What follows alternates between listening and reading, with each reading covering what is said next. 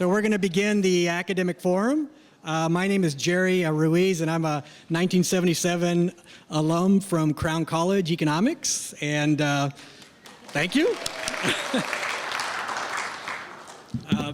Today, the association supports all of today's students here at UC Santa Cruz, and we try to provide opportunities for them to for alums to remain connected to UC Santa Cruz. Without the support of the Alumni Association, this reunion weekend wouldn't happen. And so I want to thank all of you alums who are here to helping us support the campus and to show your presence by attending the alumni reunion weekend. So congratulate yourselves. We have one quick order of Alumni Association business, which is to recognize all of us on the council who've been reelected to another term. And I think there are a couple in the audience at least, so if they can stand up. The Alumni Association counselors, I see Charlie and anybody, Don? Okay. And then we also have one other guest in the audience who is turned around a second. There he is. Ken Feingold is UC Santa Cruz Alumni Regent Designate. Ken's going to spend the first year getting to know the Regents, but then after that, I think he will take on the issues that the Regents takes on, along with our Chancellor, George Blumenthal, who I have the pleasure of introducing today. George is a distinguished scholar, an academic leader, and a real champion for UC Santa Cruz and public higher education in general. He joined the campus in 1972 as a member of the Astronomy and Astrophysics Department. It's about a year before I came to the campus. He was named Chancellor in September of 2007 after having served as acting Chancellor for 14 months. So all of us, at least on the council, and I hope you would agree with me, know that he was the right man for this job for really two compelling reasons. Without a doubt, he knows the campus inside and out. 30, almost 40 years, I guess, on campus gives you a little bit of credibility. But more importantly, he also knows the UC system. He was the chair of the UC Santa Cruz Academic Senate.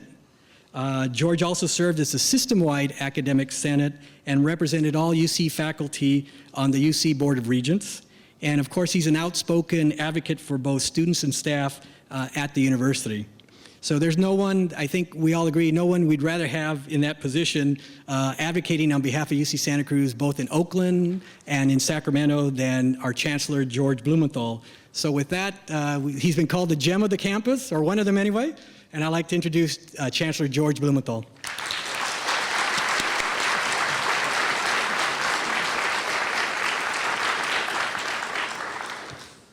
Thank you so much, Jerry. That was quite an introduction. I love being called a gem. I've been called other things sometimes too.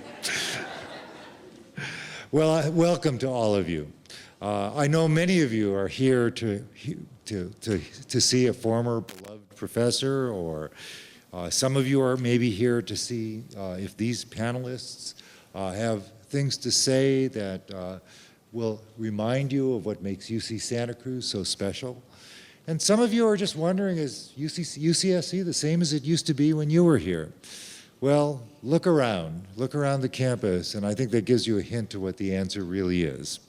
This is a special place, and our students truly do love their experience here because it is an outstanding student experience.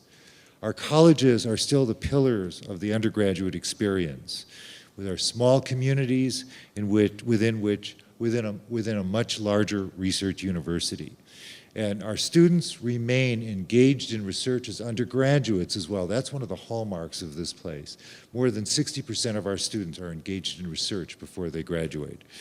And speaking of research, I hope you've heard this, but in case you haven't, we were ranked recently 3rd in the world for the impact of our research, behind only MIT and Princeton.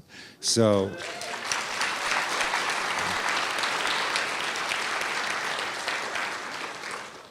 And one of the things about UC Santa Cruz that we don't do very well is create silos. We cross the hall, we talk to each other, we have artists working with astrophysicists, linguists working with engineers, and ecologists working with biologists. That's what UC Santa Cruz does. And our faculty and our students do it for the greater good because as a campus, we have a commitment to social responsibility and environmental stewardship. And that permeates virtually everything we do in almost every corner of the campus. From student-led sustainability initiatives to engineers figuring out ways to help stroke victims. From sociology students who learn internet skills and share them with third world nonprofits, to computer game designers who train firefighters to enter burning buildings. For me, I just celebrated my 40th anniversary on the campus, and it gives me an opportunity to reflect about UCSC and how we've evolved. And one of the things I've realized is people is what makes this place so special, whether they be students, staff, faculty, or alumni.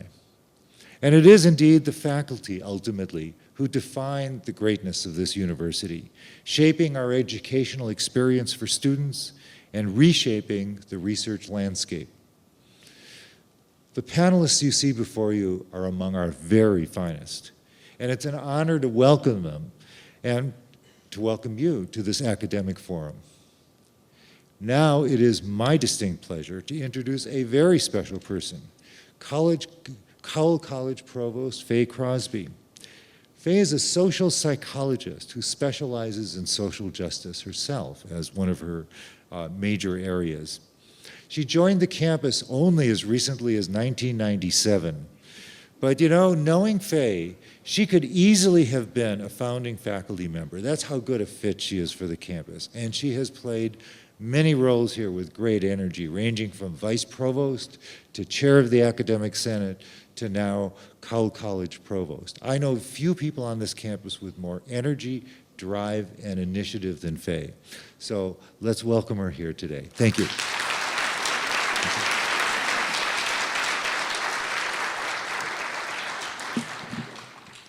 I'm adjusting the height of the mic. Can you guess why? So I'd like to talk a little bit about how we're going to do this afternoon, and I know that some people are going to be coming in as they are out of other events, and some of you have other commitments, and so there'll be some flow in and out of the room. But we're going to have our panelists talk each for about 5 or possibly 10 minutes. And I will introduce each panelist in turn. I'll jump up and down, and that gives me an opportunity. If the panelist is talking too long, I'll just stand up and introduce the next panelist, right, while they're standing there. It's a well-known pedagogic technique, right?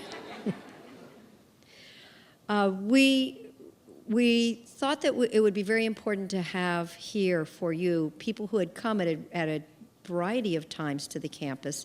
And so before I introduce the first speaker, who will be Bettina Aptheker from Fem Studies. Before I introduce Bettina, I'd like to do a little poll, and I think you just answered part of my poll. How many people have had Bettina in class? Wow. Okay. Has anybody had Gabe Elkaim in class? Well, you're going to hear some great stuff then. Okay, you're going to get to know him. How about Manny Ares? Has anybody here had Manny Ares in class? Okay, you guys are fired, okay? Kate Edmunds, who has much more recently come to our campus. Okay. And how about Elliot Aronson, who is here with his new family member, Desi Lou. So we can all welcome Desi Lou. If you were in class with Elliot a while ago, you may not have known that he has had macular degeneration developing, and so Elliot is here, assisted by Desi Lou, who provides extra entertainment at some of the talks. I've been to many great talks by by Elliot and Desi Lou. He always steals the show from me.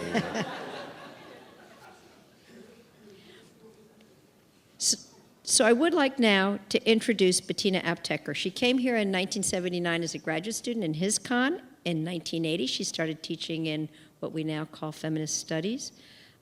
She gave me permission to make a very happy announcement, news that she just learned. System-wide, any graduate program needs to be approved system-wide. It's not something we can do just on our own campus. And Fem Studies just went through the final stamp of approval to give an independent PhD program, independent graduate studies in feminist studies.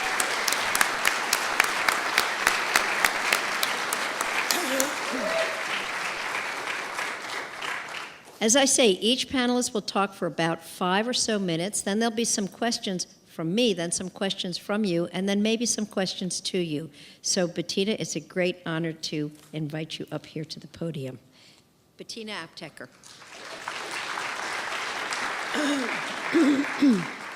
Thank you so much, Faye, and thank you for the warm welcome. And to all of you who were in one of my classes, thank you for coming back today, and to all of you for coming here today. The nationally acclaimed feminist poet Adrienne Rich, who lived here in Santa Cruz, died less than a month ago. She was 82. I often began one of my first lectures in my course, Introduction to Feminisms, and if you took that class, you're going to recognize this, with one of her poems. It is called Transcendental Etude and was published in her book, The Dream of a Common Language, in 1976. And I excerpted these lines. No one ever told us we had to study our lives, make of our lives a study as if learning natural history or music, that we should begin with the simple exercises first and slowly go on trying the hard ones, practicing till strength and accuracy became one with the daring to leap into transcendence, take the chance of breaking down in the wild arpeggio or faulting the full sentence of the fugue. We aren't ready for it. Nothing that was said is true for us.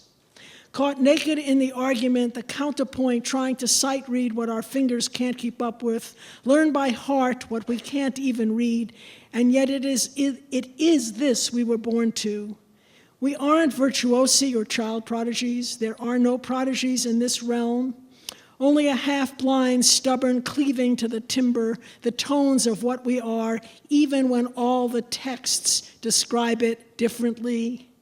The longer I live, the more I mistrust theatricality, the false glamour cast by performance. The more I know it's poverty beside the truths we are salvaging from the splitting open of our lives. I began this course because feminist studies, in the 35 or 40 years of its existence, has challenged systems of knowledge in virtually every field. Whether it is anthropology, literature, history, psychology, sociology, or even physics. For example, one of our colleagues today, Karen Barad, was trained as a physicist, recently published a widely influential book called Meeting the Universe Halfway, that uses feminist theory as a way of approaching debates in quantum mechanics. The field of feminist science studies, in which our recently retired colleague Donna Haraway pioneered, is of great significance, especially in considering issues of ethics and social justice, especially, for example, in fields like genetics or reproductive technologies. All of these kinds of questions have wound their way into my classes: Introduction to Feminisms, Feminism and Social Justice, Feminist Oral History and Memoir, African American Feminist History, and I also teach graduate seminars like Feminist Pedagogies or African American Feminist History. I teach primarily from an experiential and historical perspective. Rich's call to split open our lives remains a hallmark of my approaches to teaching, as does Bell Hooks's teaching to transgress. Some of these names are going to mean something to you, to some of you, or Paulo Freire's Pedagogy of the Oppressed, and more recently, Jackie Alexander's Pedagogies of Crossing. I say to my students, what is your experience? How can you learn from it?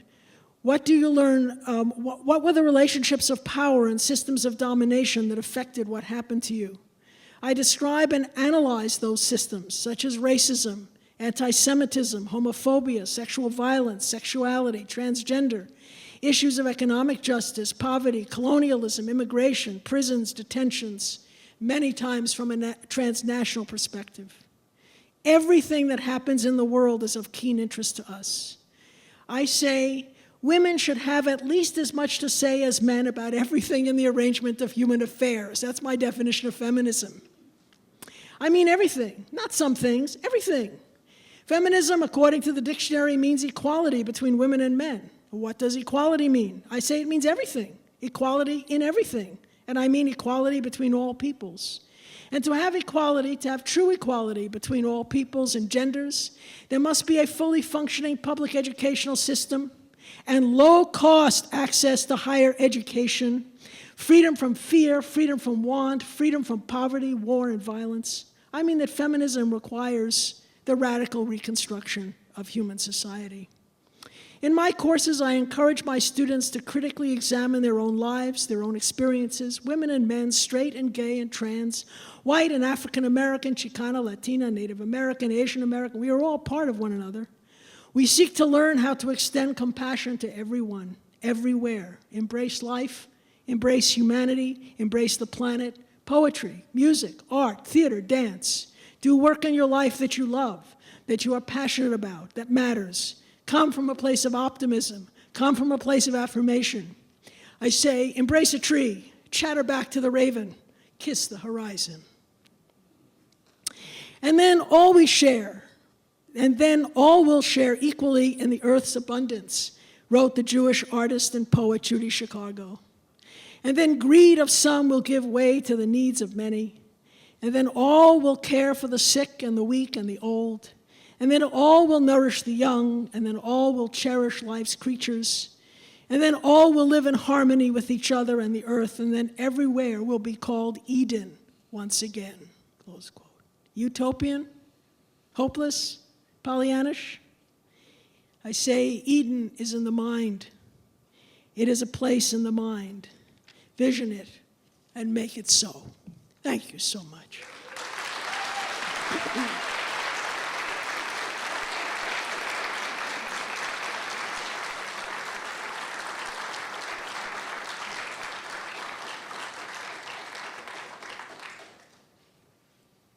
Thank you, Bettina. That was wonderful. Now it's my pleasure to introduce to you Gabe Elkaim. And many of you have not taken his course, I know from the vote a minute ago.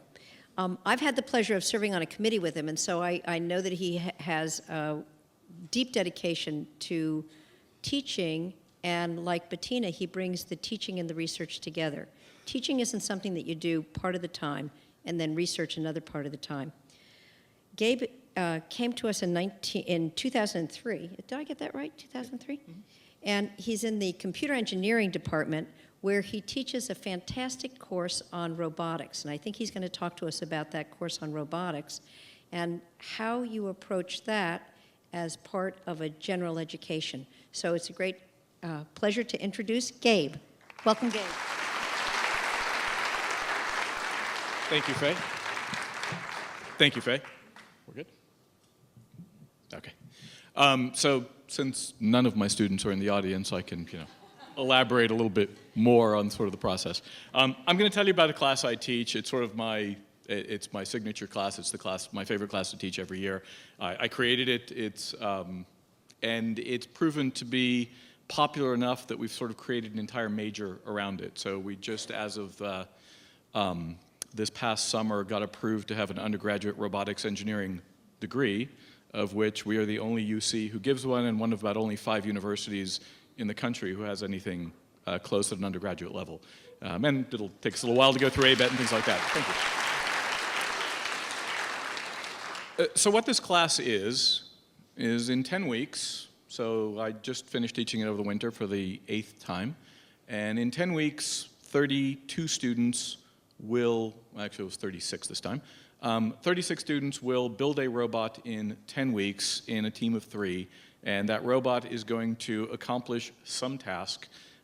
This year, the project was Slugs of the Caribbean on Stranger Slimes, and the task was to navigate from your own island to the enemy island, back to your own island, stay within the channel, and fire ping pong balls at the enemy robot. Now, at first you're going to say, okay, this is not terribly serious, and I have to say I've been doing these every year. One of my favorites was The Good, the Bad, the Slugly. You're sensing a theme here. And one of the big lessons that I bring to the class all the time is a paradoxical one, which is fail early often. And in many ways, the class is failure 101, all right? Indeed. And at first, this seems counterintuitive. Most of our educational progress is, do it right. And I say, no, do it wrong. Why do I say do it wrong? Because you have no idea how to do it right from where you start. And that's the interesting thing, is they'll often come to me, and the class is purposefully vague in a lot of the things. We put them in teams. We say, go off and do this. And they say, how? And I say, that's for you to figure out. And I say, well, can you give me a hint? And I say, well, that's for you to figure out. And I say, well, direction? It's okay. I'll give you a break. Why don't you write down 5 or 10 ways that you can think of that might work? And then on each of those 5 or 10 ways, write another 3 or 5 variations on each of those. And then start picking them at random and doing them. I guarantee you the last one you try will be the one that works. Now, how do I know this, right? Because as soon as it works, they don't try any of the others, and then they move on to the next thing. So now, all of this is well and fun. It is a tremendous amount of work to get through this. All right, probably the last 4 weeks, the average sleep is 2 or 3 hours a night, and that includes me. All right, my wife jokes that this class is the academic version of the Stockholm Syndrome. So we torture the students, and then I bring them pizza at 2 in the morning, and they are forever loyal after that. But there is something to this, which is that, so first of all, when you synthesize together, you can learn a lot of little separate theory, and the sort of the larger lesson about doing robotics or mechatronics, as it's sometimes called, is each and every single piece is simple. It's getting the 1,000 little details right at the same time that's hard, right? So managing this complexity is really difficult.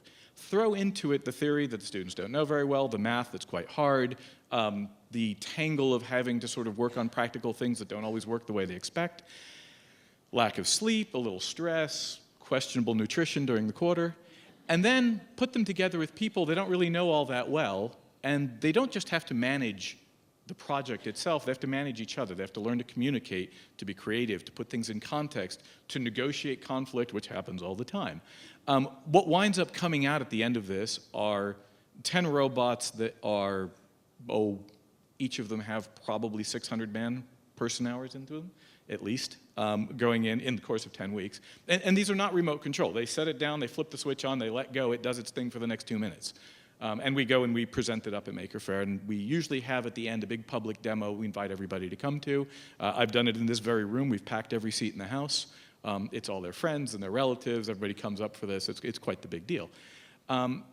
And what's interesting is they sort of pour their hearts and souls into these little robots. They're about a foot square. And they turn to me and they say, but my robot, it didn't work. I said, that's okay. And they said, what do you mean that's okay? I'm like, it's okay. The robot itself is just an exercise. It's just getting you to do something hard beyond what you thought you could ever do, working with a team of people, pulling really, really hard, learning this stuff. And at the end, it doesn't really matter whether it works or not, whether it works in front of people.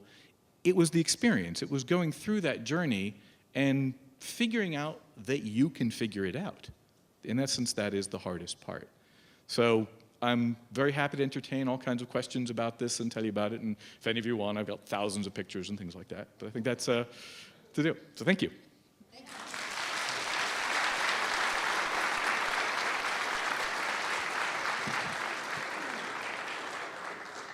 My question is, when can I sign up for the course? Boy, it sounds like it's really fun.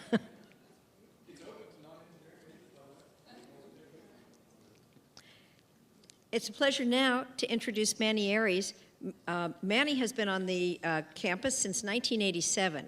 He's an MCD biologist, molecular cell developmental biologist, and he's been working with genetics and also working with slime. Oh no, not slime, slicing. I got a different word there, okay. You've been slimed. With slugs, too. No, you haven't been working with slugs. Manny brings in huge grants. He's known for bringing in huge grants. And he's also known for keeping everything really human. So his pleasure and passion is involving students in the research as a way of learning and changing his learning as a basis of research.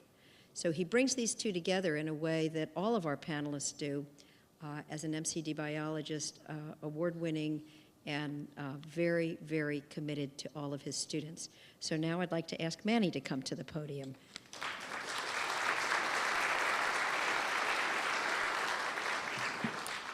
Thanks, Faye. Obviously, we've not been doing such a good job communicating exactly what we do. No, that's okay. Yeah, I'm an experimental biologist, really, and got interested in biology, as many people do when they're small children, and they want to figure out how the world works and how living systems work. And this is a very engaging idea, and then you have to start learning it, what's behind it, and it becomes quite a bit more detailed and technical and remote, and a lot of people will somewhat lose sort of interest in it as it becomes this sort of technical, dry exposition of a dissection of what's initially seen as an organic, living, breathing, complex system. There's some difficulty in breaking things down into these little parts, and so that makes it lose some of its sort of vitality. But in biology, we know things through experiment, and we know things through detailed and repetitive observation. And to discover something in biology is tremendously exciting. And I believe that research is indivisible from teaching, actually, for the following reason. As soon as you discover something and you recognize this yourself, what is the next thing that you're going to do with that? You're going to tell somebody else about it, okay? And so immediately, at the moment you discover something, at the moment you achieve the sort of peak experience as a researcher, you instantly become a teacher. You have to, okay? And so this oscillation back and forth between teaching and research is really at the heart of what we do and what I like to do at the university with undergraduate students. How do we go about doing that? Well, I've taught a lot of different classes. I've taught 250 student lectures. I've taught 15 student labs, but the class that I really enjoy teaching the most is this, that I've taught recently, is this phage discovery class that we do. And the reason that I like this is that the students do an original discovery. They go out into the environment of the campus and they isolate a new biological organism that has never been studied before. So what is this? What is a phage? What is this organism I'm talking about? Did the mic just go dead? Yeah. A phage, well, oh, okay. It's not on either. Hello? I'll just talk. Can people hear me? Yeah. Okay, loud. I'll just talk loud. A phage is a virus of bacteria. Phage are infect bacteria, and there are bacteria out in the woods. Everywhere there's bacteria. And everywhere there are bacteria, there are viruses that infect bacteria.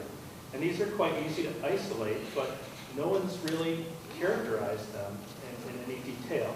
And they have genes. They're a nice little model package of genes.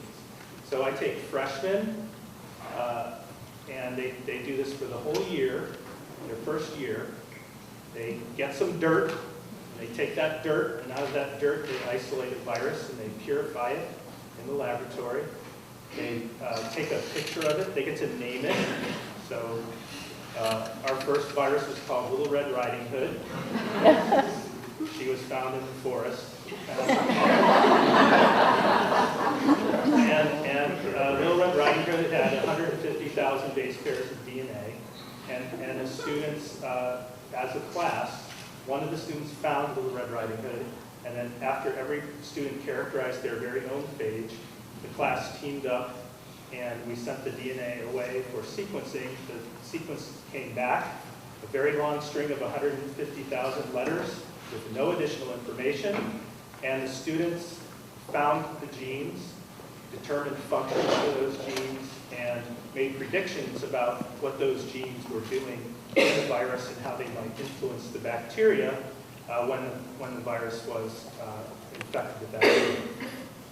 So this is very much like the robotics class. It's part of the process. When you challenge a student with a problem that they have generated themselves through their own decision-making process, that they take ownership of. I went here, I got this dirt, I got a virus out of it, that's my virus, okay? I now own that virus, and I need to figure out how it works, all right? This is the thing that charges them up. It's the thing that makes them learn what they're doing, and ask the questions, and it's exactly what we do in the laboratory. So it is research, it models research, and they have to teach it as well. So as they are working, they're comparing notes. My virus is like your virus, it has this, no it doesn't, yours has that, and that sort of thing. It's all about, it's just a microcosm of the research experience.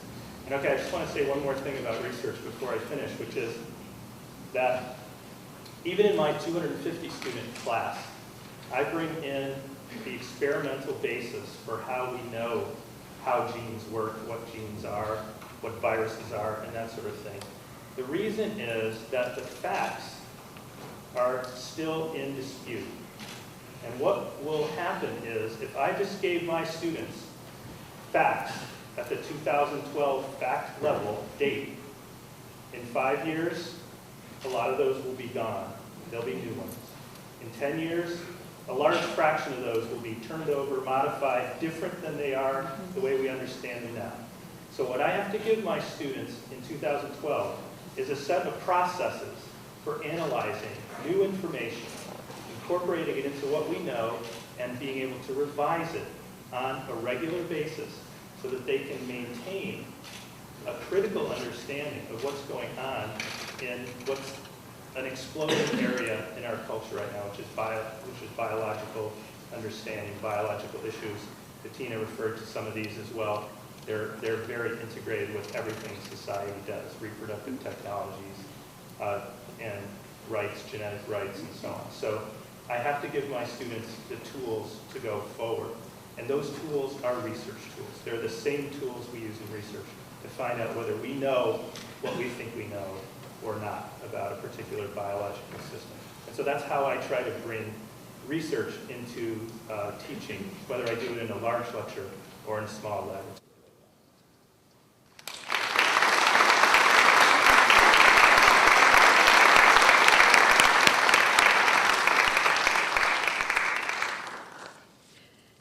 So without referencing gender, it seems like both Manny and Gabe are doing feminist research in the sense of distrusting abstractions, making the practical and the theoretical come together, having hands-on, and asking people to rethink what they thought they knew when they entered the room. And this would be a commonality in all of the teaching that happens here, no matter what the discipline. That same approach of rethinking what you thought you knew is at the heart of what Kate Edmunds does when she's teaching in theater arts. So Kate is probably the most recent person to come here. Kate, you came in 2005, is that right? 4 or 5, I think. I'm bad at dates. She's been working so hard, and the time has gone so quickly. And is not only working in theater arts, which you're going to hear about her approach there, but she also is the interim provost of Porter College, one of the other wonderful colleges. And so, who else is here from Porter? Yes, okay, great. Okay, Kresge, let me hear from Kresge. Anybody here from Kresge? All right, Stevenson? I'm stopping there because it's getting close to home. We'll come back later to that. So I'd like to now invite Kate Edmunds to the podium. Welcome, Kate.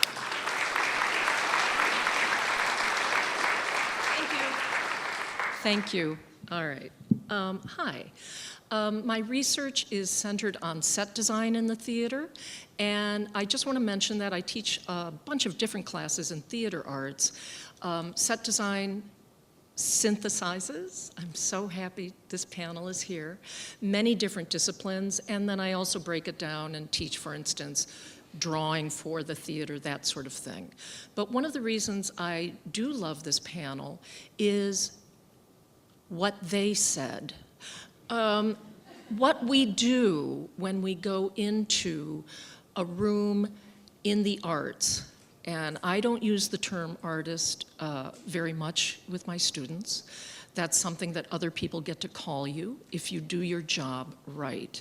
It is a series of disciplines. It is a series of repetitions. It is a chronicle of failures that are done in a small scale so that once we get out there and spend other people's money and take up the time and take money from innocent audience members who come trustingly into a room with no windows where we turn out the lights and only then turn on the lights that we want, pointed where we want them, at the level that we want them, and say the lines which take us right back to sitting around a campfire in a cave where we tell each other stories to bind ourselves together as a society and comfort ourselves because we're afraid of that dark.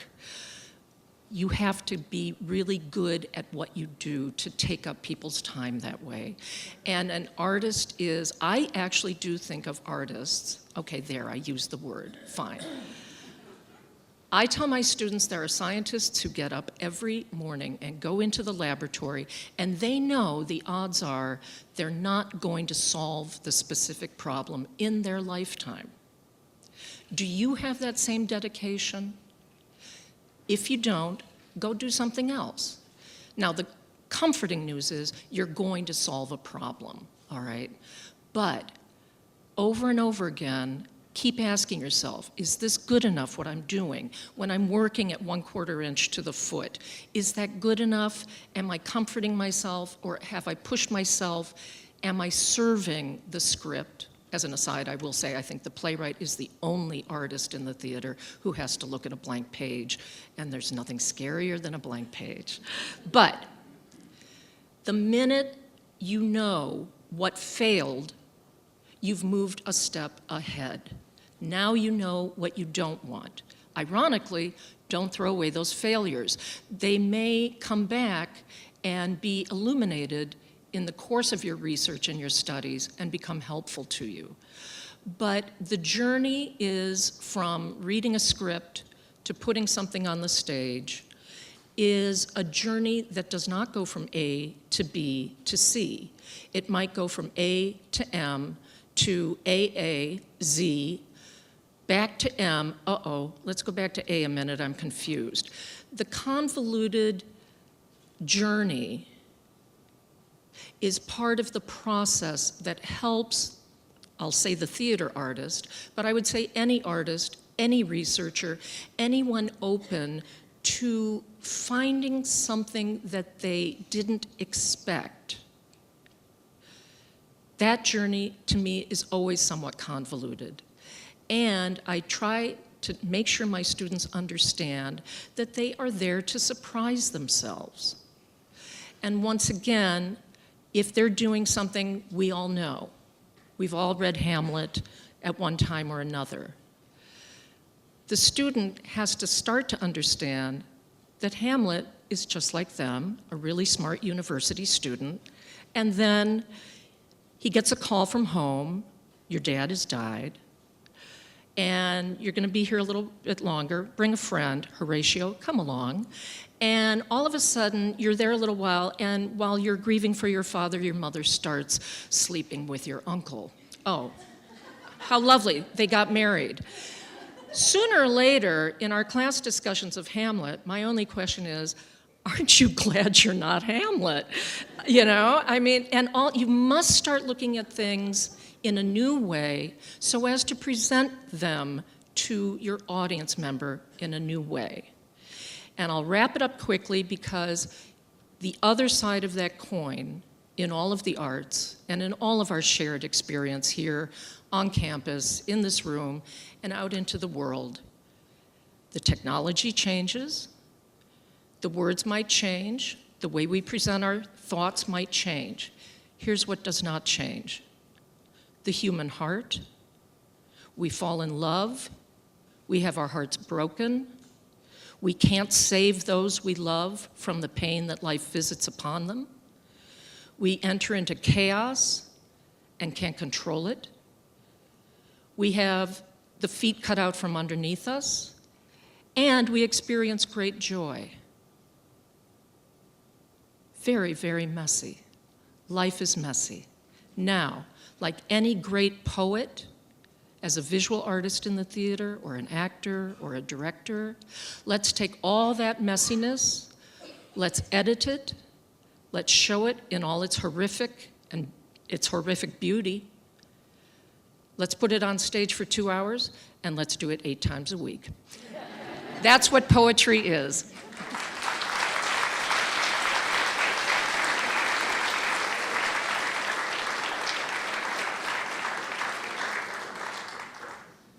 Thank you, Kate. I like the messy part too, because I'm of an age where not only do I have my glasses around my neck all the time, but I find after a nice meal that I often have dividends just sitting on my glasses. I'm going to think of myself as theatrical and poetic. Good. Our last panelist is Elliot Aronson, and Elliot has been here the longest of any of the panelists. Elliot came in 1974. He's been in the psychology department. He is now an emeritus professor. Yesterday, he received the award for the outstanding alumni research in the social sciences, one of many, many, many awards that Elliot has won. He came back.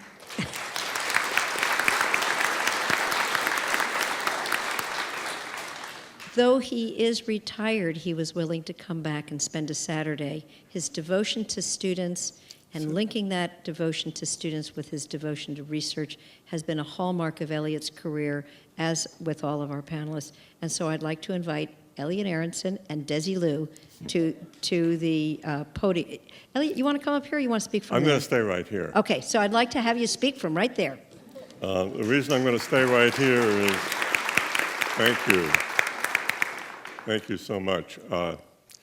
The reason I'm going to stay, I have 2 reasons for staying here. One is Desi Liu will get a little disoriented if we move over there. And the other is, as Faye mentioned earlier, I'm mostly blind. I have been since 2000. And if on my way to the podium I tripped and fell, I would have to sue Chancellor Blumenthal for all he's worth. So they've wired me up here just to keep me stationary. It's a great pleasure to be here with you. As I said, I don't have much eyesight, but I still have my vision. And since I lost my eyesight in the year 2000, I've written 4 books. And those of you who have taken my large introductory social psychology course will be happy to learn that The Social Animal is now in its 11th edition. That just came out last year.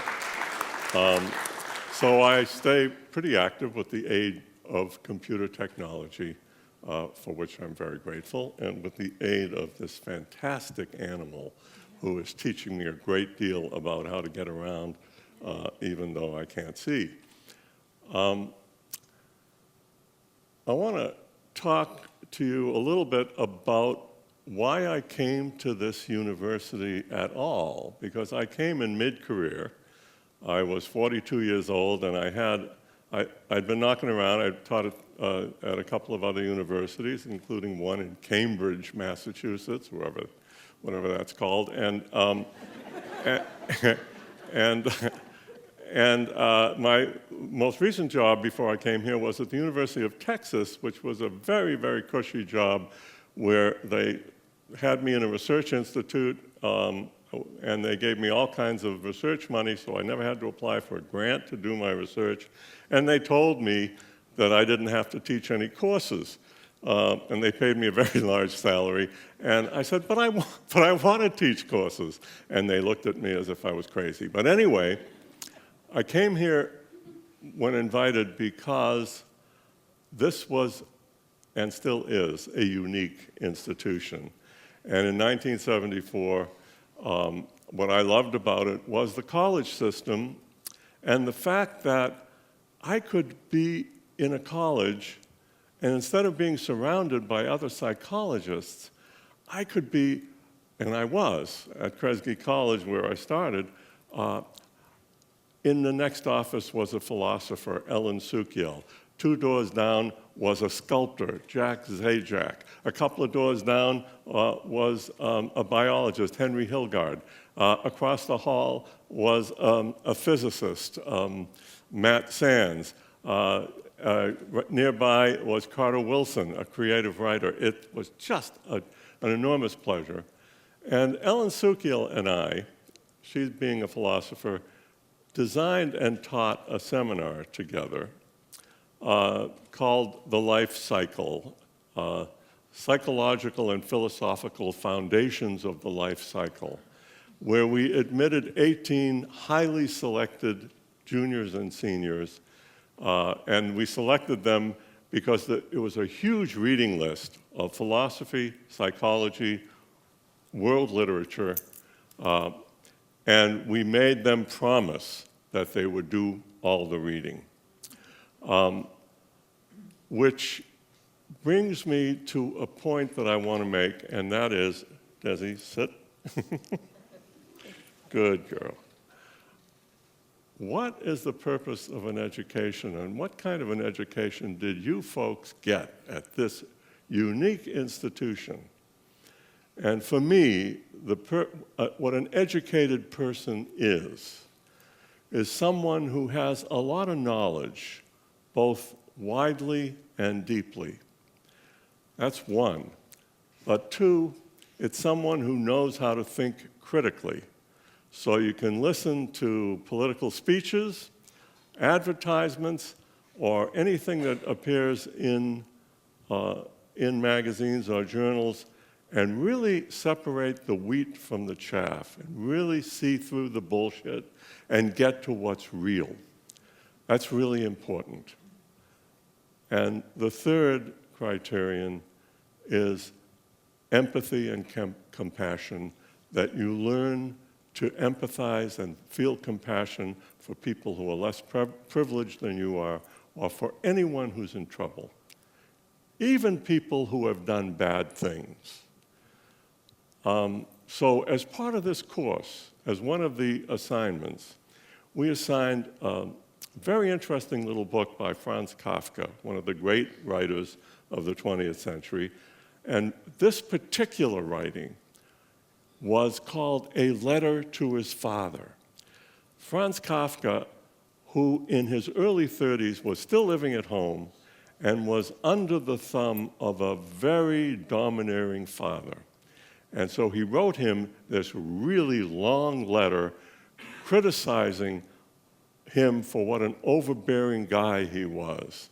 And then Kafka, who was so afraid of his father that he gave the letter to his mother and asked her to give it to his father, which, after the mother read the letter, she decided not to give it to his father.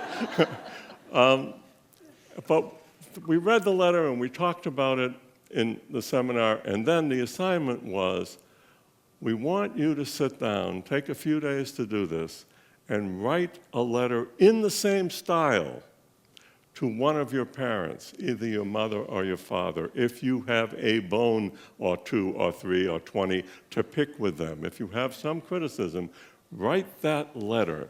You don't have to give it to them, you give it to us. You can make a copy and give it to them if you want to, but hand it in to us. But, and here's the best part for me, we then want you to read the letter as if you were that parent that you wrote it to. And then sit down and put yourself in that person's shoes and then write a response to you. There's the empathy. There's the compassion.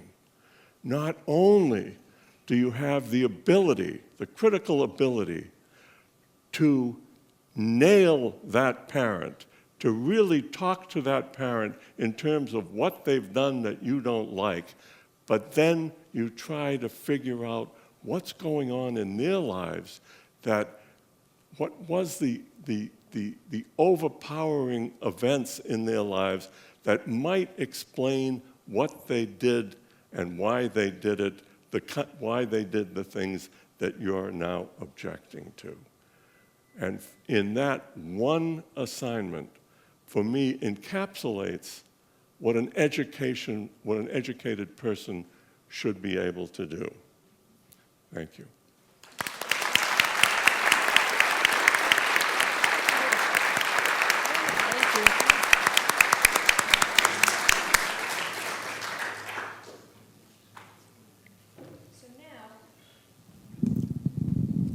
Now, I'm going to pose a few questions, but then open it up for you to pose questions. But before I get to posing some questions of the panelists, I'm hoping that the alums in the room, the alumni in the room, are feeling, wow, this is reminding me so much of what I had when I was here.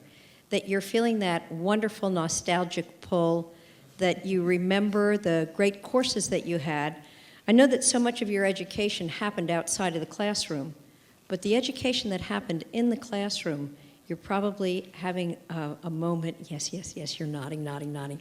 You're having the moment of saying, wow, even if you didn't have any one of these panelists, you had professors here who had that same approach. And so I hope that this is a really nice walk down memory lane for you. And one thing that we've all talked about in advance was, what is an educated person? If we're in the business of educating people, Elliot has spoken about his definition of an educated person, but I wonder if each of the other panelists could now speak about what do you mean when you are going for an educated person? That's the end product. How do you know that a person is an educated person? And we'll start with you, Kate, and we'll just come down the... We'll just Good. I like it better when they go first. Is this oh, hello. I'm going to repeat, it's because what I do. I do think breadth and depth, all three-dimensional learning. What I find fascinating is, and I do want to say synchronicity again, I find first of all, once you learn how to learn, you can turn those skills to anything. I assume everybody in this room understands that and practices that.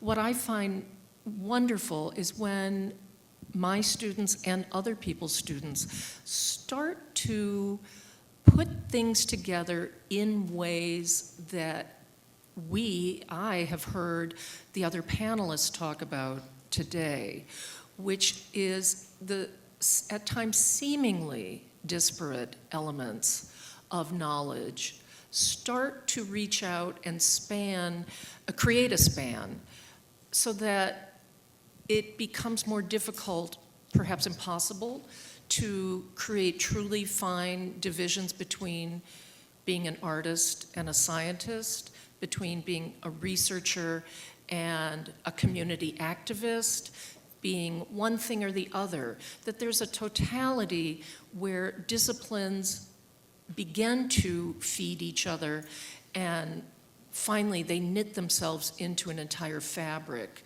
of the individual's life, I'll say the student, but the educated person's life. And this fabric embraces the private, the public, the community, and a worldview, so that by enriching ourselves through this extended education, we become more and more knitted into the world and more beneficial to it. And I'm going to embarrass myself by saying I think it was Manny who said that when you learn, the next thing you want to do is tell somebody else and teach. And that beautiful, beautiful, beautiful rolling golden wheel of you keep feeding yourself, other people are feeding you, and you just get so excited you can't keep it to yourself. And I also think that enthusiasm and vitality, I'm getting bored with the word passion, so forgive me, but just that sheer animal vitality, enthusiasm for the fact that it ain't over till it's over, and there's just so much more to learn. So to me, that educated person is just always, always hungry for more. Well said. Well, we're just, I think, adding to each other. I was thinking about to be able to critically analyze. For me, the importance of education and an educated person is central to democracy. That you can't have an authentic democracy unless people know how to think. And so when I say critically analyze, I mean to think. And when Elliot was talking about, things you see on television or in the media or read in papers and so forth, we're inundated with so much information, including on the internet now, there has to be some way of critically thinking about that material. So that's one thing for me that seems really, really important. And the criteria that I think is very helpful is to look at what somebody is saying and think about your own experience. See, I always come from the experiential. How does this relate to my experience? Does it relate? Have I ever had something that would correspond to this? Or is what the person is saying totally contrary to what my experience has been or what I think about it? And to think about power. See, power relationships, and I'm back with systems of domination, but that's the paradigm I work in. Does this affect race, racism? Is this something that's about that? Is it not? And how does it affect? And that's deeply connected then to a sense of compassion for different people, so that we don't just write off people because, for example, there's so much hostility in this culture right now toward Arab people who are of Arab heritage and Muslim, Islamic belief. And most of us who are not know very little about it. And so I wish for people to be open that way. Another thing about an educated person, I think, is continuing lifelong curiosity about everything. Curious about everything. And the last thing is hang out with kids. Educated person, hang out with children. I have 3 grandsons now. I hang out with them. And they are so much fun and so interesting. And they have such an odd perspective on the world. There's 2 different children I have who have kids. So the youngest is 6, one is 8, and the other is 9. And they're just so interesting. And it's just wonderful. I drive them to school, and then I just chat with them in the car for a while. And you never know what's going to come out of their mouths. And one of them, the 6-year-old, said to my partner, he didn't say it to me, but it's worth repeating. He said, "Grandma, are you just hanging around until you die now?"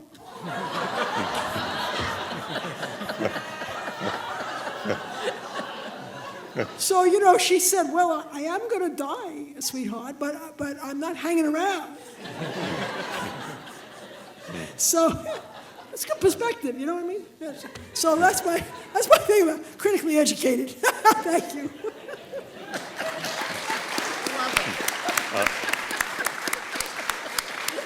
I just want to break in for 1 second and add just a little note to what you said about the importance of critical thinking for democracy. Can you imagine the millions of people watching Fox News and swallowing all that bullshit whole? And that's what frightens the hell out of me in this country, really. I share your feeling.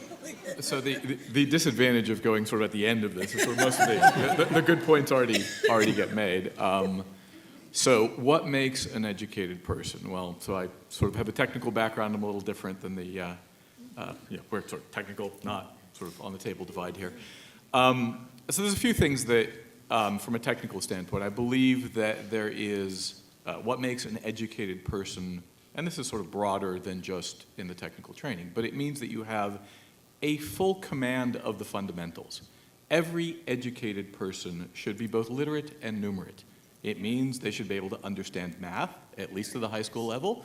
They should understand statistics, at least simply, so they don't get snowed. Because the problem is a lot of stuff comes packaged in, and you sort of, and this is a horrible failure of, I think, the lower education system, where they say, oh, well, you know, you're never going to use this math later, you won't know. And all of a sudden, you read this medical paper, and it says, oh, well, there's an increase of 20% if you do this or that. And you say, well, what were the numbers? Oh, it went from 1 in 600,000 to 2 in 600,000. Did they correct for things? In other words, part of that education is fundamentally you need to understand the basics of how our society operates. And that means, you know, you should read the great books, right? You should know the basics of economy and politics. You should know the basis of math, science. You should understand kind of the fundamental thing of what science is, which is constantly asking ourselves the question, what do we know, and how do we know that we know it? And are we sure that we know it? And this one gets a little harder, what evidence would I see that would make me question that I actually knew what I thought I knew? Mm-hmm. Okay, and this is sort of the falsifiability. Yep. I think especially in terms of a lot of arenas, it is very important to be able to make your opponent's arguments as strongly as they can. Now, not a paper copy of their arguments that are shallow, Potemkin village that has no depth, but real strong things. I think one of the dangers of our modern society as we've built it is our ability to isolate ourselves within people of like minds. All right? And this is a very dangerous thing. All right? It's very dangerous because we substitute group cohesion for independent thinking. We don't think, why do I believe this? We say, well, you believe it, and I think you're a nice guy, so I'll believe it too, without really examining it. And that is a critical failure. So to me, an educated person can basically switch sides. They can put themselves in the other person's shoes and ask, why does the person who watches Fox News believe what he believes? Do I understand his arguments fully, or have I simply dismissed them because I like the people who watch the other news? This is an important question to ask. It's one where, if you can ask it, and you can ask it well, then you are educated. And of course, that gives you the foundation to then keep learning all throughout, which is what everybody else says. There's a curiosity that you have to carry with you all the time through your life. Thanks.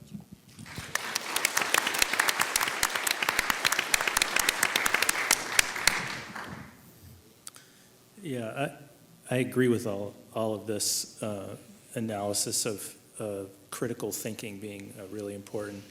I want to add, I guess I want to maybe just kind of restate it in a different way, which is that an educated person is someone who knows how to teach themselves something. In fact, an educated person is really a researcher in that very fundamental sense. And it has to do with all of these things,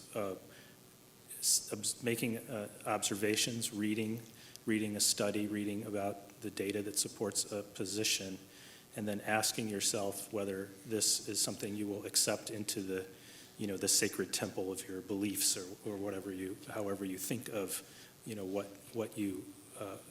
whatever you think about what your opinions are. And I'm a person, as a scientist, I was trained really to accept things, based on external observation and statistics and that sort of thing.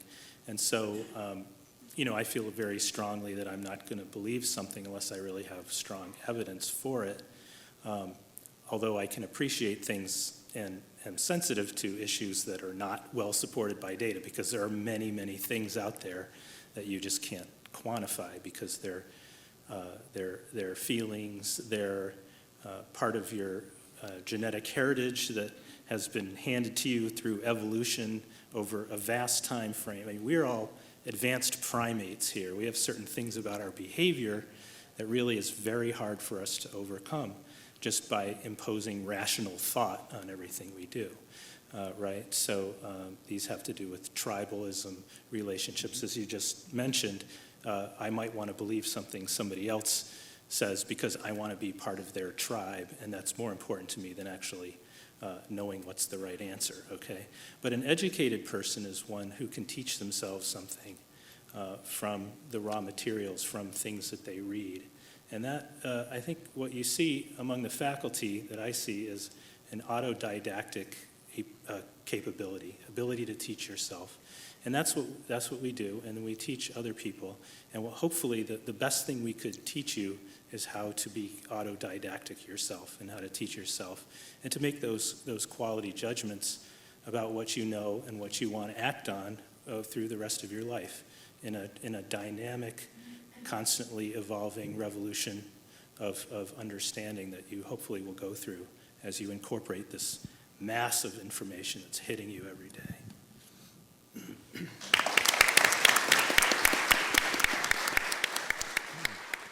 And I whispered to George just a couple of seconds ago that I actually would like to know his answer to this. But to give him a minute to think about it before he stands up, I know that George can't toot his own horn, but he is the most loved chancellor. We faculty are so happy to have George Blumenthal as our chancellor.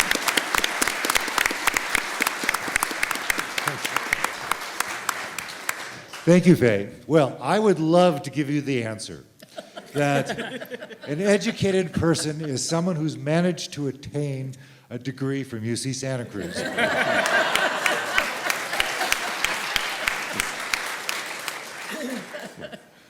But more seriously, I actually believe that an educated person is somebody who has three characteristics. One, as others have described, the ability to think critically, not just to learn material, but to think critically about it, to be able to evaluate it.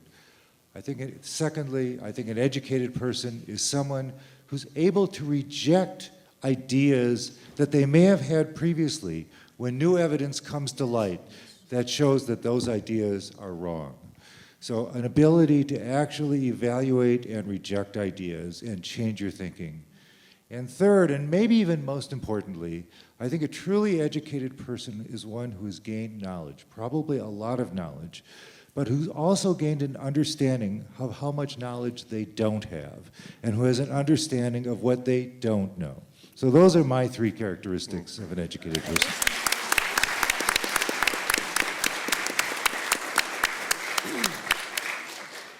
When Manny was giving his answer, it reminded me of an article in which he had been quoted. It was an article about him, so it was good that they quoted him. They interviewed him, in which he said he didn't see a. Yeah, they appeared a few years ago. Okay. Yeah. It must have been one or the other. One of the two, right? Yeah. In which you said, Manny, that you see no divide between teaching and research because you think that research is teaching yourself. Mm-hmm. And something that I alluded to before is a characteristic of UCSC that I think you all experience if you're an alumnus or an alumna, that we try to emphasize teaching within the context of a major research university. So yes, you got a liberal arts education here, but it was within the context of a major research university. And most other places that do that are private schools. And they will do it in a way where they are, have more resources than we do.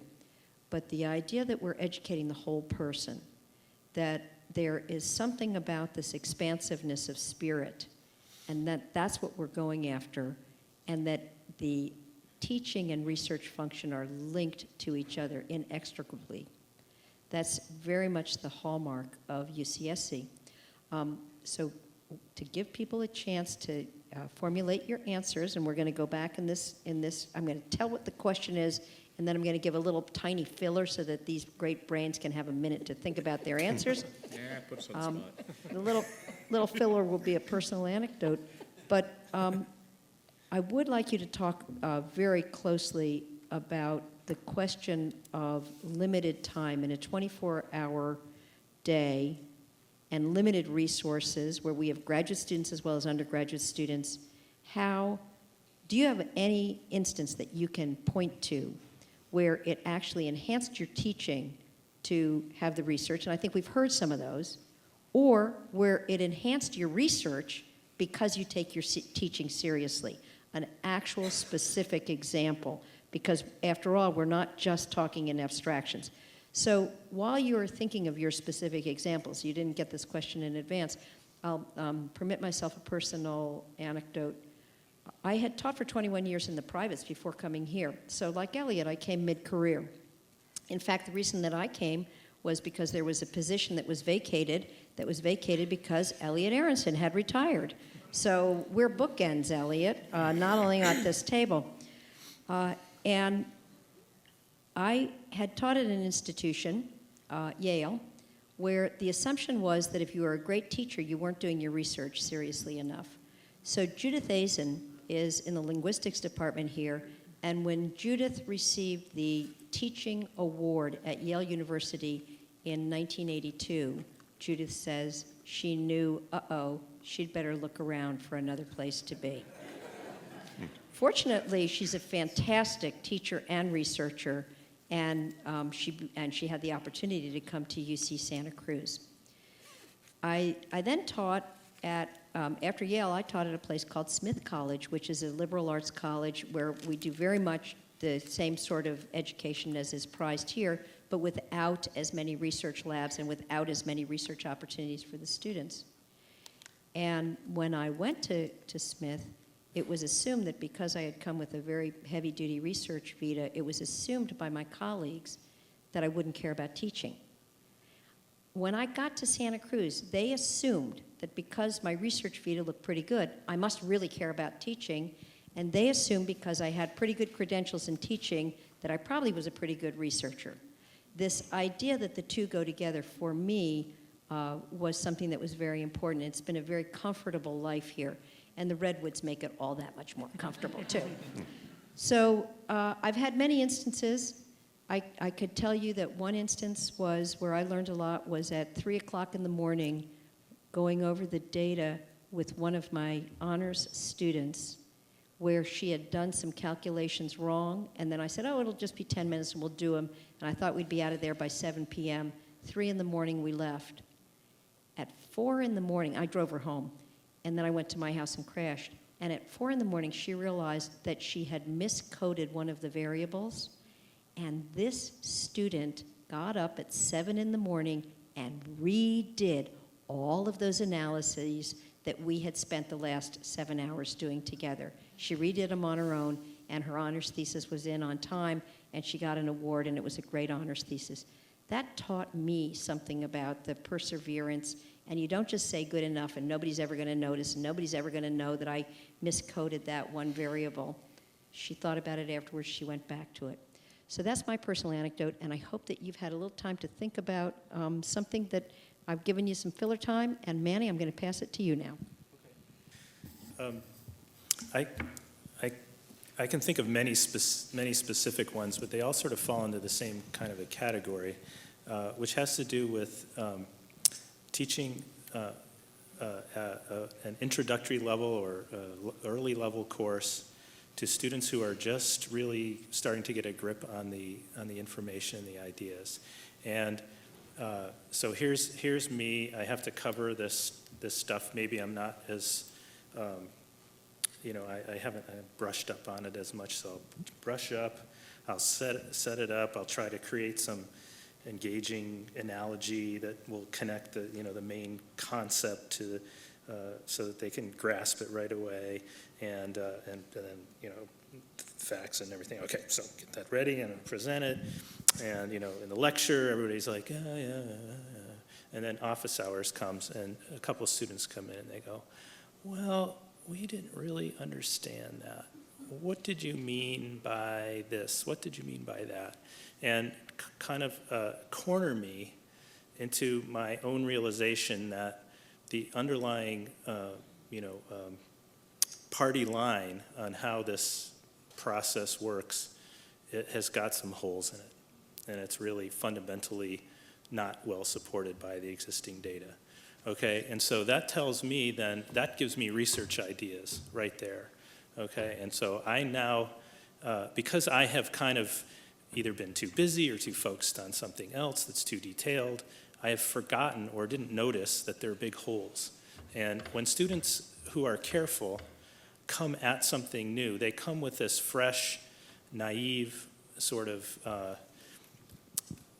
unburdened by, by previous stuff, and they find these flaws and they find these holes, and I can't find them because I'm too blind or too busy, and so I just find this really, really important, and I'm sure I'm not the only researcher who has had this experience with careful students who are really questioning their professors, and I try to encourage my students to question, because I know they're coming without the baggage that I have that keeps me blind to some of the things that we need to work on harder.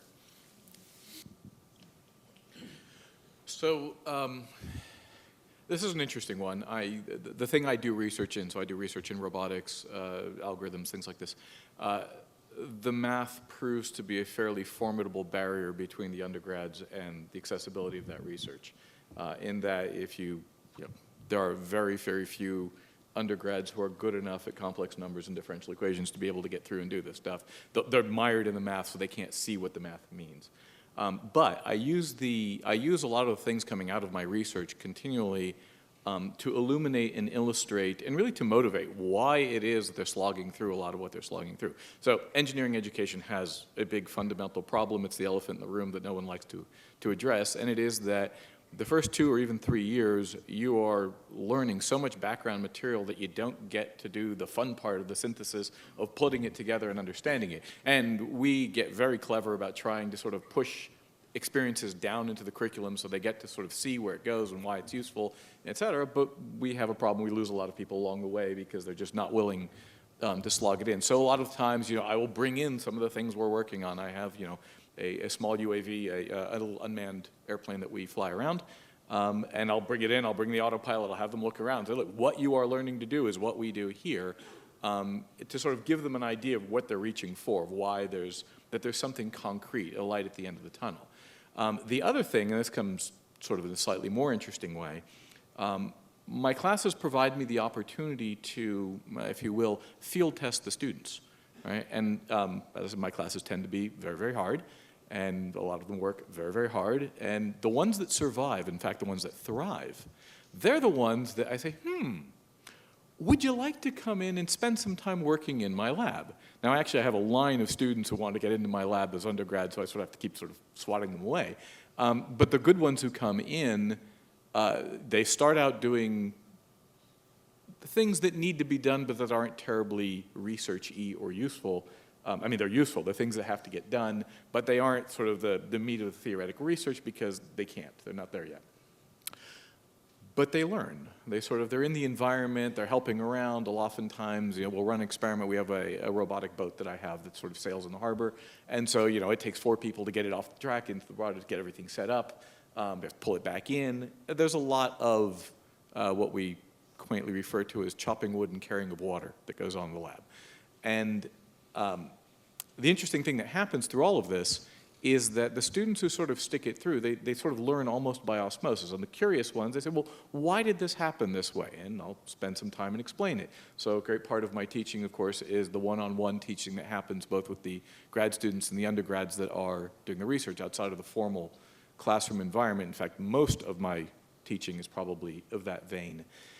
But what winds up happening is, without it being sort of a formal instruction, they're learning. They're coming up to speed. They're getting knowledge and experience and background, and then they get to be seniors. And at the end of their senior year, they say, I'm thinking about graduate school. Oh, are you? So, and this is where sort of the tragedy occurs, which is the really, really good ones, they're at MIT, they're at Stanford, and I'd lose them all. But there's a tier in there who are good enough to go, but for some reason, and usually they got a bad grade somewhere, they don't get into those, and I get to keep those. And some of my best grad students were actually undergrads who I hooked actually right after freshman year and brought them in through sort of an introductory class. And I said, you seem curious, you work hard, do you want to give it a shot? And, and there's a winnowing process of the sort of 5 that start at freshman, 2 will come back as sophomores, 1 will remain there as a junior.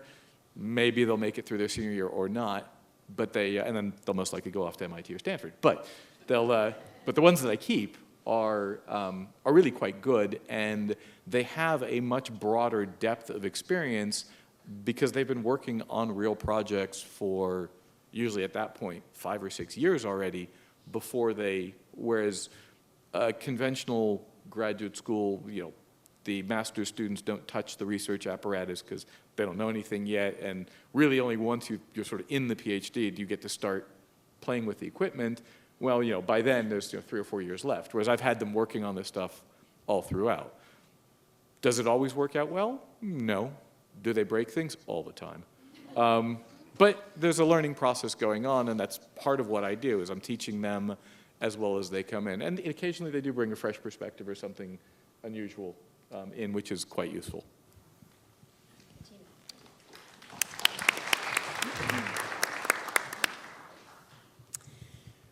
Well, it's a very interesting question. I always feel like I learn a tremendous amount from my students, and have since I started teaching, which was actually before I came here. I taught at San Jose State for a number of years after I had my master's degree. So I was trying to mull over where I would go with this question. So maybe two instances. I don't know, there's a lot. One of the most difficult things I ever wrote was a memoir. It was a very, very difficult project. It was far harder than a traditional academic kind of work. And the memoir is called Intimate Politics, and it came out in 2006. And I've gotten literally, somewhere between 1,500 and 2,000 letters and email and phone calls from people who read the book, which is the first time I've ever had that kind of mass circulation, you know what I mean, that kind of impact. But I wrote that book for my students. And not only for my students, but they were the ones that inspired it. And the reason is that when I teach teach something like Introduction to Feminisms or some of the other courses that I teach, and I call upon my students to work from places of experience, and we don't censor. So, you can't say to somebody, I don't want to know about that experience. Don't tell me about that experience. I want another one. You can't do that without further hurting a person. And we're looking at issues of violence against women. We're looking at issues of racism. We're looking at issues that have deeply personally impacted people's lives. We're looking at issues about being gay or lesbian or whatever. And so the end result of that is that I saw two things. One is how deeply, deeply wounded many of my students are. And I don't think that I get them because they're wounded. I think that people are wounded. I think there are many things in our culture that produce wounding, especially in children. And then they spend a lot of time, either in therapy or in life, trying to figure out how to heal from that wounding. And these are mostly psychological wounds, sometimes physical, sometimes some combination of those. And so it seemed to me that I had come out of a place of very great wounding for a variety of reasons. I don't have to digress into all of them right now. But I thought that in my teaching, I used personal stories and connected them to feminist theory. That's how I work. So I thought, well, and I'm asking the students to do the same thing. How would it be if I actually wrote a memoir in which I demonstrate that? That's what I'm doing in this project. And that's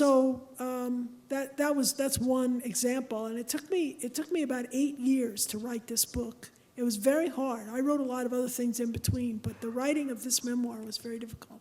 And I can only do it when I wasn't teaching and I wasn't doing other things, because memoir writing is a kind of what they call creative nonfiction. It's a particular kind of genre, and it takes a certain kind of mental space to be able to do it. Not just me, but anybody who's working in this genre. So I had to be away from school. I had to be away from committee meetings and other kinds of demands in order to put myself in that kind of space. The other thing I wanted to say is I teach African American feminist history. I come out of a long history of connection to African American people, going all the way back to my childhood. And I've learned a tremendous amount from my students who ask questions, especially graduate students, but also my undergraduates, and many of whom are African American. And so the kinds of experiences they have, there's certain ways in which, as a white person, I can't ever know those experiences, in a certain level, but I can know something of the history and so on. One of the funnest projects I've been doing I've finished most of the research for it, is as a child, I happened to know Dr. W.E.B. Du Bois and his second wife, Shirley Graham Du Bois. This was one of the good fortunes of my childhood. And Dr. Du Bois was, of course, an extraordinary figure in American history, and founder of the NAACP. That might just place him for you. He lived to the age of 95. Well, his wife, Shirley Graham Du Bois, his second wife, was a very fine musician and composer, something that I didn't know when I was growing up, and I learned it later in my adult life, reading something else. And so I love opera, absolutely love opera. And I learned that she had had an opera produced in 1932 in Cleveland Stadium during a summer opera festival. An opening night drew a crowd of 15,000 people. And she was critically acclaimed. The opera was critically acclaimed. It's one of the first operas written by an African-American person. There are earlier ones, but they're not common. It was a very sort of specific world and sort of elite white world. And so I went into her archives. One of the hilarious things was to find letters that she'd written to me, which of course I didn't remember. But then I was able to share not only this story and this work with my students in terms of African-American feminist contributions and culture and history and so forth, but also to share with them how I did the research and the kinds of things I found, and how. So then you get into teaching them how to do archival work and what archival work is, and where to find things and so on. So that's an example. There's many others, but that's the kind of thing. And one other thing I can say, I would just like to say, is I grew up in a communist family. And I knew a lot of people in the Communist Party in the 1950s, 1960s, and I've got a graduate student right now who's almost done with her dissertation, and she's looking at pamphlets produced by the Communist Party in the 1930s, when the party had a membership of about 100,000. I mean, it was a huge organization in this country. And a lot of the people that wrote, because it was so sort of questionably legal, wrote under pseudonyms, but I know their real names. So I've had this wonderful time with her where I say, oh, you know who that was? And I tell her the real name. Oh my God, she says, really? So, so it's been a lot of fun helping her and reading her dissertation, which I am proud to say is done. She will graduate this June, and that was a tremendous pleasure to work with her. Thank you very much. That's so fun. I'm just going to talk a little bit about research and time. And I do want to say that my research, and I've learned to call it my research. I've been working in the theater throughout the United States for about 34 years, and a lack of time is part of that job. End of discussion. So curiously, what I'm trying to do in the classroom or the studio is slow time down a bit. When I'm working professionally at my own work, I need to turn hopefully good ideas from words into images, into color, into specific drafting, which is down to the inch or half inch or quarter inch. I need to create a bunch of work so that other very gifted men and women can go build, paint, prop, finish my scenery, so forth and so on, and it happens very quickly, generally. What I try to do with my students is help them build up a working method which encompasses and must have within it time for alert repose, in which what they're doing, they must set aside time and take a look at how it's going. And then start asking themselves, am I being arbitrary? That's, as far as I'm concerned, the only sin. It's not, I am unimpressed if you go, I'm doing it because it's cool. And it's like, I don't care about cool. I care about, is it right for what you want to do when you meet a script and so on. But I try and enforce and create parts of that process, the repetitive creative process, where we use our eyes. It's very difficult to do. One of the hardest things to do is to see your own work with fresh eyes, because you get invested, and that's a great thing. But if you get invested, I'm teaching a drawing course now, I say the minute you put one line down on paper, and you probably put it there too quickly, but the minute you put one line down on paper, now the next line is in relationship to that. And is it right, or is it not right? And if it's not right, why is it still there? And it's very, very difficult to jump back into a more time-consuming process of creating these designs, to go, you know what, I invested a lot of time in this and it's wrong. And we talked earlier about you must bring a critical sensibility to your own work, goodness knows, as much as, if not more than that, of others.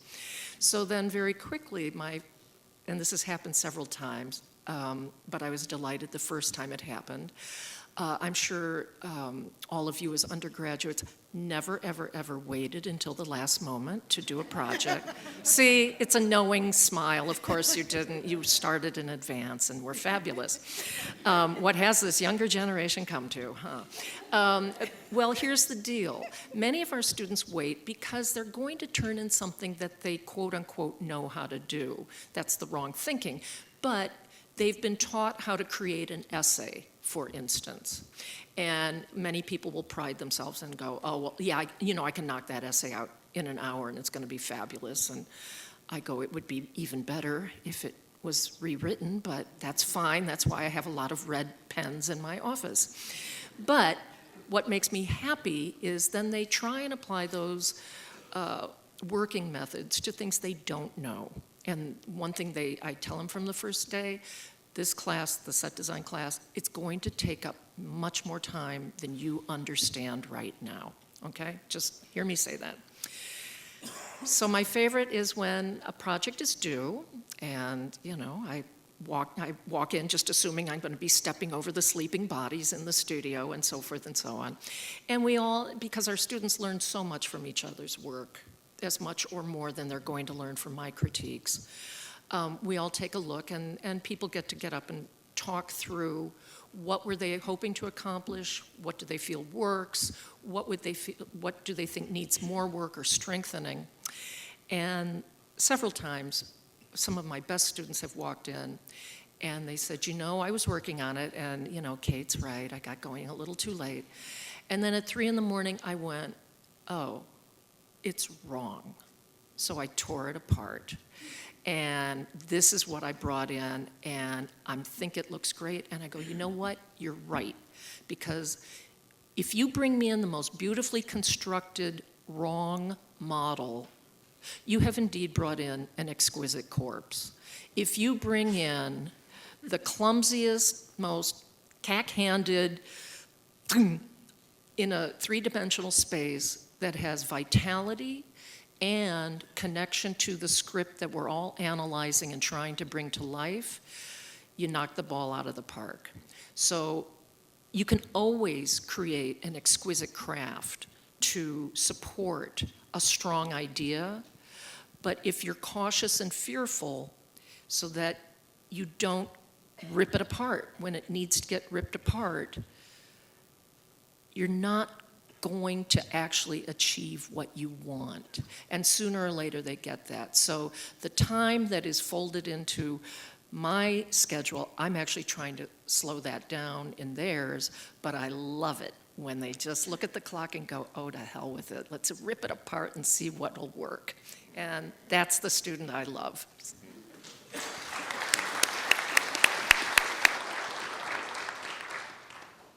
You know, I am so eager to hear from you guys that uncharacteristically, I'm going to be extremely brief on this one. My favorite experience along these lines is when my students and I invented something called the Jigsaw Classroom. When the city of Austin was desegregated in 1971, all hell broke loose. There were fistfights in the corridors of the schools between black students, white students, and Mexican-American students who had been residentially segregated throughout that city since its history began, and who were brought together for the first time in the classroom. And the superintendent of schools called me in as a teacher to see if I could teach something to these kids about racial and ethnic tolerance. The first thing my students and I did, my graduate students and I did, was simply observe the classrooms to see what was going on. And what we learned, what everybody knows, is that the classroom is a highly competitive place where the students are pitted against each other in general to get the right answer, etc. What happened prior to desegregation in Austin was that the schools in the minority areas were subpar, so that the kids were brought into a classroom where they had to compete against the white kids, and it was an uneven playing field. They came in one full grade level behind their peers, their white peers, in reading and reading comprehension. So what to do? I know enough as a social psychologist that you cannot preach tolerance. It doesn't work. It just doesn't work. What we did, very simply and very briefly, was make an intervention where we broke the students down into small, interdependent groups where they learned the lesson by depending on each other. They were interracial groups, 5, 6-person groups, boys, girls, whites, blacks, Mexican Americans. They had to count on each other like a really good basketball team has to count on one another in order to learn the lesson. In doing such, instead of competing against each other, they had to pay attention to each other and give and receive from each other. What we found that after 6 weeks, prejudice went down, kids liked school better, absenteeism went down, they began to like each other more. We could take aerial photographs of the schools where we were doing this jigsaw in the schoolyard.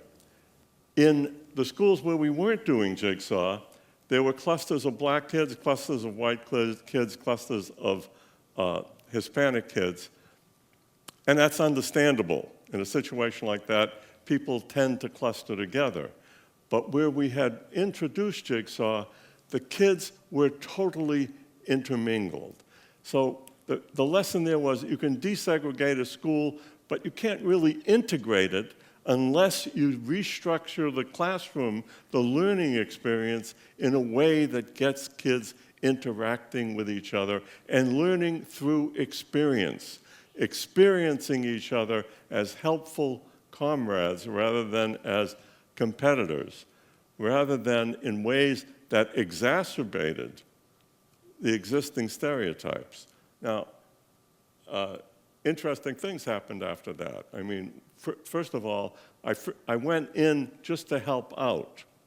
I quickly realized that I had a big research project in front of me where we could actually have control conditions that were scientifically well done, et cetera, and could produce data that was really meaningful and important. Then I realized, hey, if it's working so well in Austin, I can give it away to all school systems because now we had the data. And what we also found was that this system reduced bullying. So even if you had a situation where there was no desegregation, it would still work. So I spent the next 20 years flying around the country without charge, teaching teachers how to use this technique. I also learned that if it works in high schools and junior high schools and elementary schools, it might just work in my own classrooms as I was teaching, and we did some of that then. Now, bread cast upon the waters. I have a 14-year-old granddaughter living in Connecticut. I have an 11-year-old granddaughter living in Santa Cruz. This year, both of them called me up and said, hey, you know, Grandpa, they introduced something called the Jigsaw Classroom in my class. Is that the thing that you were dealing with, you know? Bread cast upon the waters.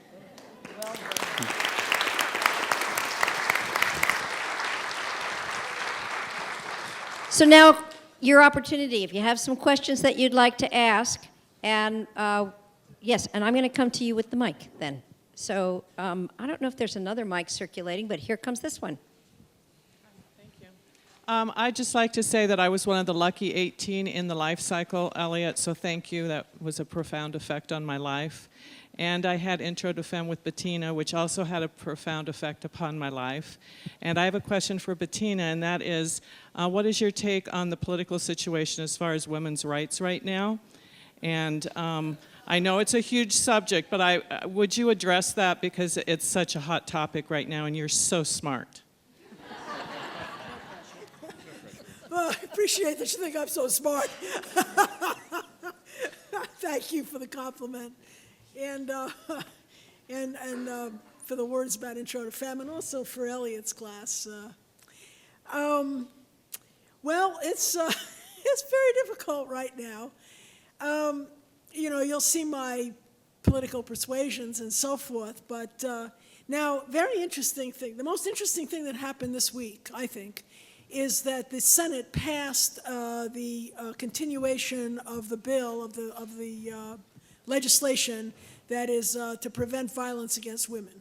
And it's specifically designed, it was under the Clinton administration that it was first passed. It was in 1996.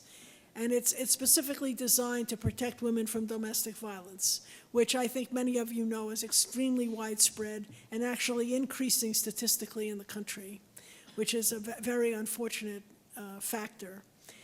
Now, the Republicans in the Senate had initially opposed this measure and had opposed its extension. And if it hadn't been extended, it would have expired. Now, there's a couple of features of it that are particularly important. One of them is that the 96 bill extended protection of against domestic violence to women who were immigrants who came here on the document, you know, that with the documentation of their partners. It might have been a husband or a boyfriend or whoever, and that might be the abuser. And they were so afraid of immigration authorities, and he would always threaten that they would turn them into immigration authorities, that they didn't go for help. So, you know, now the law extends its coverage then to women who are immigrants. And that's a very important. Now, it doesn't extend it to undocumented immigrant women, which is yet another whole issue. But at least we have it for women who are documented. They don't have their own documents, but they have the documents of the person they came with. So that's one thing. The other thing is it extended coverage to Native American women who hadn't been originally covered in the first bill. And it also extended coverage this time, for the first time, to gays and lesbians. And you see, domestic violence is everywhere. It cuts across all class, race. I mean, I think you know that. It's everywhere. It doesn't. You can be upper middle class person and be a survivor of domestic violence. So that's one thing. Now, why did the Republicans end up supporting it? Well, because they've been very hostile to women. They have basically tried to shut down Planned Parenthood. They've been very hostile on reproductive rights. And the Democrats have, with some justification, called this a war on women. Now, if the women's vote is very significant. If women vote as a bloc, which they sometimes want to do, in terms of a certain kinds of consciousness, and women start voting as a bloc, including Republican women. And there were Republican women who started to jump ship and say, I can't support this. I can't support this, including Chicano women in Texas who had been part of the Republican caucus for women. Not in the legislature, but she had a Republican organization for women, and she resigned as director of it, and she said, I really can't. I think it was in Austin, Elliot, I'm not sure, that she really couldn't continue with this. They saw the writing. They saw the writing on the wall, and so this time the vote was, I think it was 68-31 in favor of extending the domestic violence. Now that's a measure of the kinds of things that I think are going on now. We have a kind of terrible backlash against around abortion, but it's not. You see, abortion I think is just a whipping post for a very misogynist. You know, if I use the term misogynist, hate toward women, very misogynist agenda, and very contemptuous. And some of the things that got said during Rick Santorum's campaign, about the aspirin between the legs for contraception. I mean, please. Police, unbelievable, really. So I think that, sometimes what I think is I don't want it to get so bad, but sometimes when it gets this bad, people wake up. And I think waking up is a good thing. So wake up, and let's keep organizing, keep moving forward. Thank you. Okay, next question. I'm going to go here. Yes, I was here from 1980 to 1984, science major, took lots of biology, physics, and chemistry, and during that entire time, I never once had a course that wasn't taught by somebody like one of you and was not similarly inspired. And I've been going around today on campus talking to students and one professor as well, asking if that's still the case, because I have 17-year-old twins, and I'm encouraging both of them to consider UCSC. And I had a great experience here, and it was very much like the intellectual experience we're having here now in terms of exchanging ideas. But I heard from many students and one professor who said it is not like that anymore, and that it's a rare thing to have one of the lead professors actually teaching the courses. And I'd like to hear I'm hoping that that's not entirely true. And I'd just like to hear what you have to say about that in terms of the academic environment here now. Thank you. Who wants to take that one? I'll just quickly say, I just will quickly say, I make it a point to teach introductory courses at least once a year. It keeps me honest, and it also gives me a way to check if I am communicating clearly or if I'm becoming too self-indulgent. So, there. Gabe? Good ending. I don't know about the other departments, but in our department, all faculty teach all levels of classes.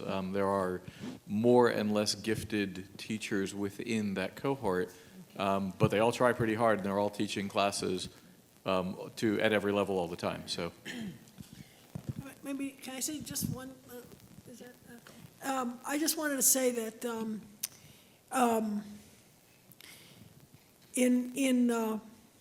one of the effects, one of the most unfortunate effects of the tremendous cuts to higher education is the pressure on faculty and staff with the increase in the numbers of students to be able to mount introductory courses in the same way that we used to when we don't have enough teaching assistants to have sections, and when we have to improvise in various ways. That's not the fault of the faculty. If there is fault, it has to do with the kind of politics that are going on and the kind of politics that are going on. And I know that George has spent an inordinate amount of time, as has the president of the university, whatever else I can say about him, campaigning for the importance of higher education. And and I want to add, Santa Cruz continues to do that, I think, under arduous conditions. I really can't tell you how arduous they are, because we're under pressure to teach larger and larger courses with fewer and fewer resources. And in our department, Feminist Studies, everybody teaches from lower division, upper division, graduate courses. We have a system of rotation where we do that. But, and what you said about some people a little more talented than other people, yes, of course, but people learn how to do it. But the pressures on us to maintain that kind of quality, and we're very committed to it. I think Santa Cruz is one of those institutions which is tremendously committed to undergraduate education. Not just graduate education, but undergraduate education. We really are, and we're passionate about it. And I see that across all the disciplines. I meet people all over the place, and there's a tremendous attachment to that, commitment to that. Thank you. We only have time for one more question, and you're holding a microphone. Is it on? I guess it is. My name is Blythe Stratton, and I came here in 1982, and I had the pleasure of studying with you, Bettina, and you, Elliot. And I just want to say that I've really enjoyed our sharing today from all of you. It's really precious, and I'm especially grateful to see you, Elliot. And I'm wondering, your class changed my life, and your class, Bettina, as well. Both of you really influenced me. And Elliot, I wanted to ask you, you were speaking about your vision and how you have not seen it from the outside as much. And what are you visioning right now, and what's going on in your world? What are you focused on? One of the most beautiful exercises you taught us was to go around and look people in the eye, and how no one really does that. And I'm just really curious what you're learning with your vision and your own vision inside right now. Well, thank you. I don't mind talking about it. It's psychologically, I try to skate somewhere between denial and depression. It's a horrendous thing to lose your eyesight. I have about 5% of it left. I can see a little bit peripherally, but I can't read. And for a scholar not to be able to read is a big thing. I can't even read large print. I go to the ophthalmologist's office and he says, read the chart on the wall, and I say, what chart? I can't read, and I can't recognize faces unless at a distance of less than 10 inches, which leads to a lot of embarrassment at cocktail parties.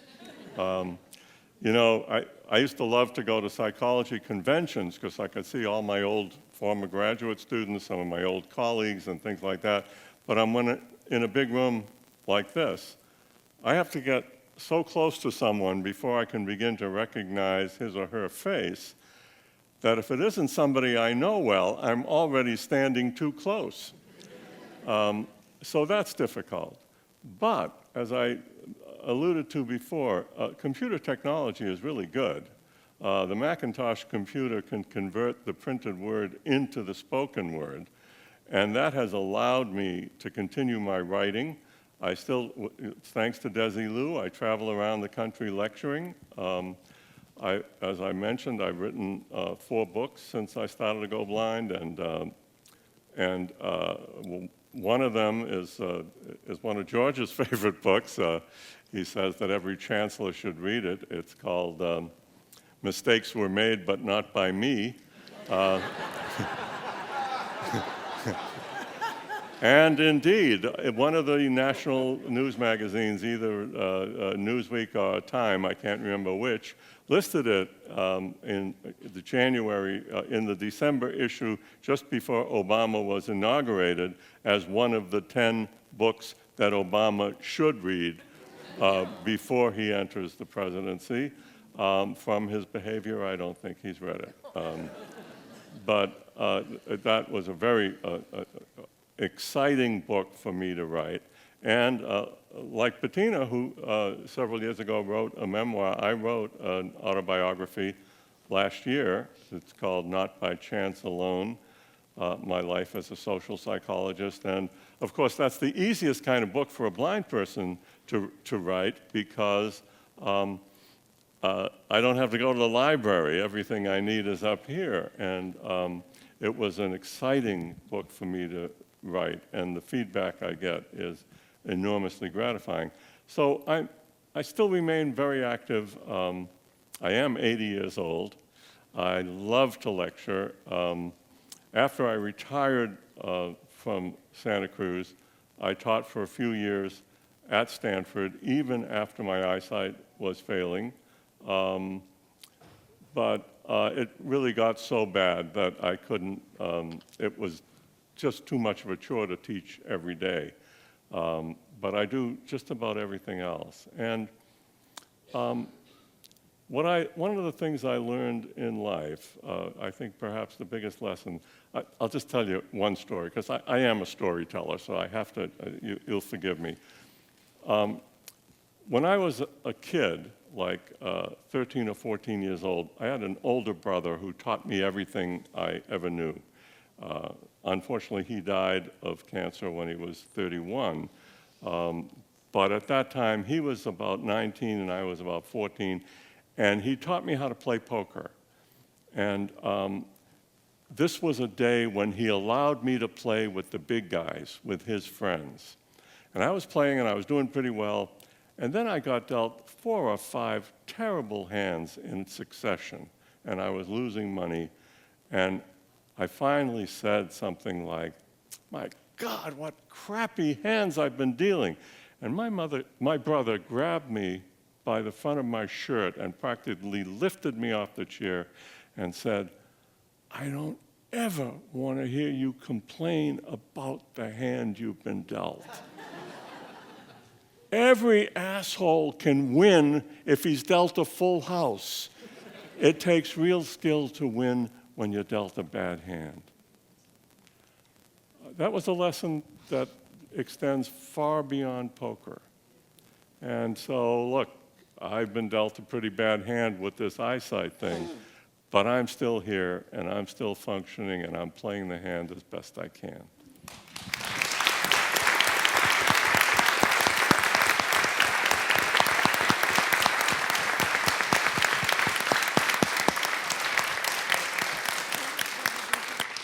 Very inspiring way to end a panel that has been a fantastic panel. I want to thank all of the panelists. I'd like to thank our Chancellor, George Blumenthal. I'd like to thank all of you for being here. And I'd like to thank Desi Liu, who has been extremely well behaved today. We have wine in the courtyard right outside of here, and we'll be around. So if you want to continue your conversations, reconnect with your old prof, reconnect with each other. Thank you very much for having been here this afternoon.